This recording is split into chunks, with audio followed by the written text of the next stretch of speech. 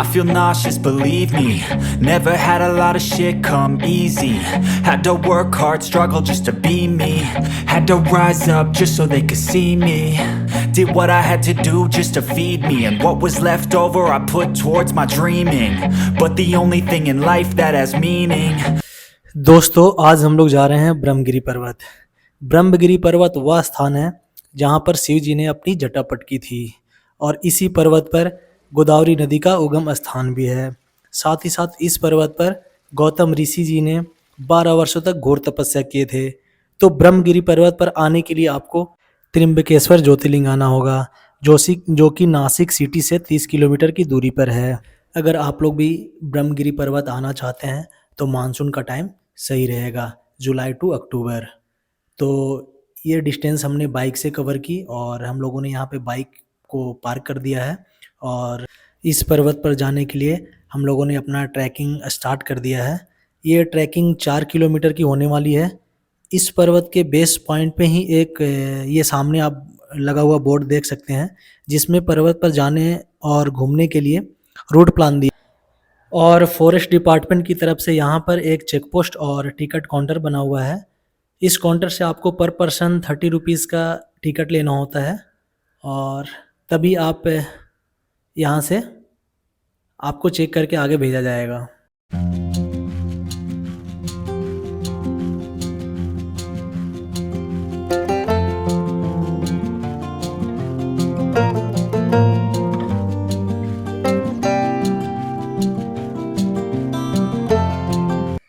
अगर आप मानसून में यहाँ आते हैं तो आपको यहाँ पर चारों तरफ हरा भरा दिखेगा।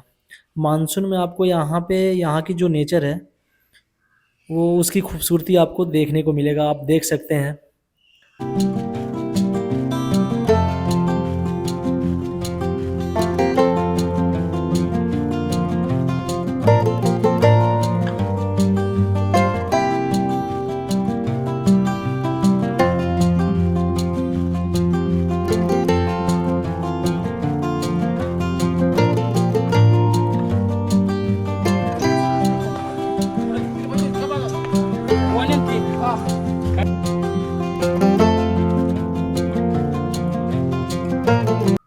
यहाँ पर रास्ते में एक हनुमान जी की मूर्ति मिली है और यहीं से सीढ़ियाँ ऊपर की तरफ जाती है। ये हनुमान जी का मूर्ति चट्टानों को काटकर बनाया गया है जिसमें उन्होंने अपने पैरों के नीचे दोस्तों आप पर्वतीय राक्षसनी को दबाए खड़े हैं। तो आपको इनसे सावधान रहना है और इनको छेड़छाड़ नहीं करना है। ये आपके बैग के ऊपर अटैक करते हैं, ये अपने खाने की चीज़ें ढूंढते हैं। तो आप लोग देख सकते हैं यहाँ पे काफ़ी सारे बंदर बैठे हुए हैं। कुछ देर ट्रैकिंग करने के बाद आपको कुछ इस तरीके का रास्ता मिलेगा। माउंटेन के बीच से रास्ता बना हुआ है और यहाँ पे आप देख सकते हैं यहाँ की जो सीढ़ियाँ हैं वो मतलब यहाँ के जो पहाड़ हैं उनको काट कर रास्ता बनाया गया है। और ये देखिए ये इस किले का यहाँ की जो सीढ़ियाँ हैं वो पहाड़ों को काट कर बनाई गई है। दोनों तरफ आप पहाड़ों की खड़ी चट्टान को देख सकते हैं, पूरी चट्टानों को काट कर बनाया गया है। और यहाँ की जो सीढ़ियाँ हैं वो थोड़ा स्लिप करती है क्योंकि यहाँ पे कंटिन्यू पानी आते ही रहता है। फाइनली हम लोग ब्रह्मगिरी पर्वत पर पहुँच चुके हैं। इस पर्वत पर आने में हमें अप्रॉक्स 2 घंटे लगे और यहाँ का आप नज़ारा देख सकते हैं। पूरा पर्वत फॉग से भरा हुआ है और बारिश की छोटी छोटी बूंदें गिर रही है। वाकई नज़ारा बहुत ही लाजवाब है, मज़ा आ गया। तो अब आगे मैं आपको लेकर चलता हूँ, वो जो सामने आपको माउंटेन दिख रहा है वहाँ पे लेकर चलते हैं।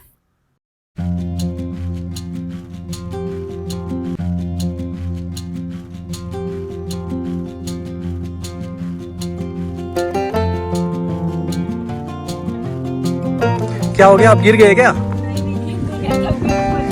अभी और कितना टाइम लगेगा? अभी और कितना टाइम लगेगा? फिर भी कितना टाइम? आप यहीं से लोकल से हो?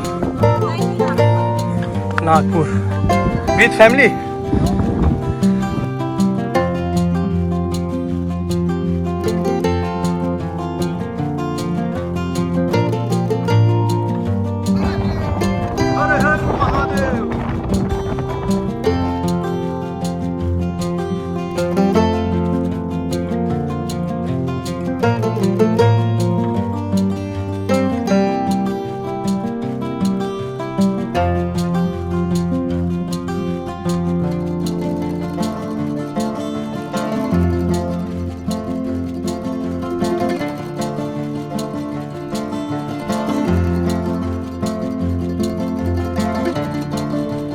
तो अभी हम लोग इस पर्वत के लास्ट पॉइंट पे आ चुके हैं। अगर आपको भी ट्रैकिंग करना पसंद है तो आप यहाँ आ सकते हैं।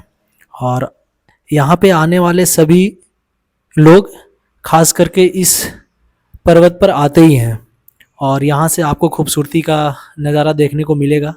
देखिए इस पर्वत का लास्ट पॉइंट, यहाँ से रास्ता बंद हो जाता है। ब्रह्मगिरी पर्वत का ये सेंटर पॉइंट है। एक छोर पे शिव जटा मंदिर है और एक छोर पे गोदावरी नदी का उगम स्थान।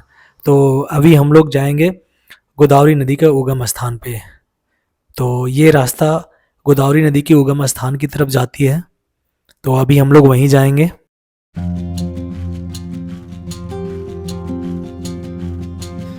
तो फिलहाल हम लोग गोदावरी नदी के उगम स्थान पर पहुंच गए हैं।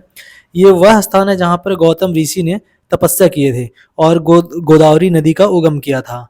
इस स्थान को गौतमी गंगा भी कहते हैं और मूल गंगा के नाम से भी जाना जाता है। यहाँ पर एक कुंड बना हुआ है और यही है गोदावरी नदी का उगम स्थान। इसे दक्षिण गंगा या गौतमी गंगा के नाम से भी जाना जाता है और इसी स्थान पर गौतम ऋषि ने तपस्या की थी। पुरानी कथाओं के अनुसार गौतम ऋषि ने अपने ऊपर लगे गौ हत्या के पाप से मुक्ति पाने के लिए इसी स्थान पर भगवान शिव की 12 वर्षों तक घोर तपस्या की थी। तब भगवान शिव ने प्रसन्न होकर उन्हें क्षमा किया था। और आपको ये जो कुंड दिख रहा है, यही गोदावरी नदी का मेन उगम स्थान है। इस कुंड की विशेषता यह है कि कोई भी मौसम में यहाँ पर इस कुंड का पानी सूखता नहीं है और ना ही खत्म होता है। अब हम लोग यहाँ से दर्शन करने के बाद ब्रह्मगिरी का मुख्य मंदिर जाएंगे, जो कि यहाँ से 50 मीटर की दूरी पर है। अभी हम लोग आ चुके हैं ब्रह्मगिरी मुख्य दर्शन मंदिर में। यह मंदिर इस पर्वत का सबसे पुराना और पहला मंदिर है। इस मंदिर के अंदर एक गौमुख है और यह मंदिर शिव को समर्पित है। गोदावरी नदी उगम होने के बाद इस गौमुख से निकलती है और सामने बने कुंड में लुप्त हो जाती है। और जो महत्व उत्तर भारत में गंगा नदी को है, वही महत्व दक्षिण भारत में गोदावरी नदी को दिया जाता है। तो आप यहाँ पे देख सकते हैं गौमुख से निकलकर इस कुंड में लुप्त हो रही हैं।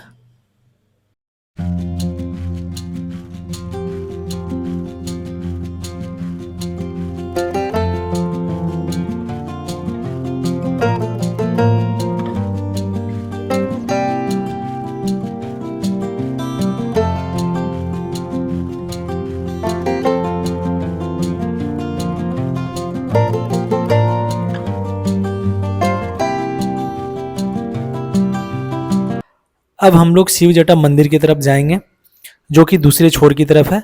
वो यहाँ से लगभग 1 किलोमीटर की दूरी पर है। तो अभी हम लोग नेचर की खूबसूरती को देखते हुए चलते हैं। I feel nauseous, believe me. Never had a lot of shit come easy. Had to work hard, struggle just to be me. Had to rise up just so they could see me. Did what I had to do just to feed me. And what was left over I put towards my dreaming. But the only thing in life that has meaning are the things you gotta work for, believe me.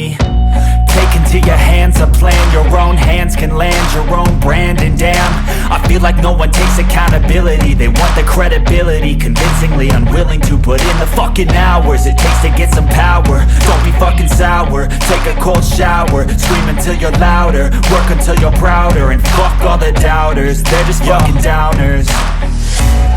I swear to God they all let me down. I always fought just to wear the crown. Finally हम लोग शिव जटा मंदिर के पास पहुंच गए हैं और यह वही स्थान है जहां पे शिव जी ने अपनी जटा पटकी थी। जब गोदावरी नदी उगम होने के बाद ब्रह्मगिरी गौमुख से निकलकर सामने बने कुंड में लुप्त हो रही थी, तब गौतम ऋषि ने भगवान शिव से प्रार्थना किया और जगह कल्याणकारी हेतु गोदावरी नदी को धरती पर लाया जाए, ऐसा उन्होंने प्रार्थना किया। तो शिव जी ने तांडव नृत्य करते हुए गोदावरी नदी को अपने जटाओं में लिया और इसी जगह पर वो जटा शिव जी ने पटकी थी और तभी गोदावरी नदी धरती पर आई। भगवान शंकर की पटकी जटाओं का निशान यहाँ चट्टानों पर नजर आते हैं और यहाँ इसी चट्टानों को पूजा की जाती है। तो दोस्तों अभी हम लोग ब्रह्मगिरी पर्वत के सबसे हाईएस्ट पॉइंट पे आ चुके हैं और यहाँ से आप लोग नेचर की खूबसूरती को देख सकते हो। यहाँ से आपको त्र्यंबकेश्वर विलेज भी दिख जाएगा और जो भी लोग इस पर्वत पे आते हैं वो लोग यहाँ पे ज़रूर आते हैं। और मानसून में आने का मज़ा ही अलग है, दिल गार्डन गार्डन हो जाएगा। और जितना खूबसूरत ये जगह है ना, उतना ही डेंजर यहाँ का रास्ता है, तो थोड़ा सावधानी रखना होगा। अपनी सेफ्टी अपने हाथ में है। और वाकई में इस जगह पर आकर ना मज़ा आ गया, दिल खुश हो गया। तो गाइज़ वीडियो अच्छी लगी तो यार लाइक ज़रूर करना, कमेंट और चैनल को सब्सक्राइब करना ना भूलना। तो गाइज़ अब यहाँ पे आप लोग देख सकते हो ये एरिया फॉग से कवर हो रहा है, तो मौसम भी थोड़ा ख़राब हो रहा है। तो अब चलते हैं, बाय, टेक केयर। वीडियो को यार लाइक ज़रूर करना।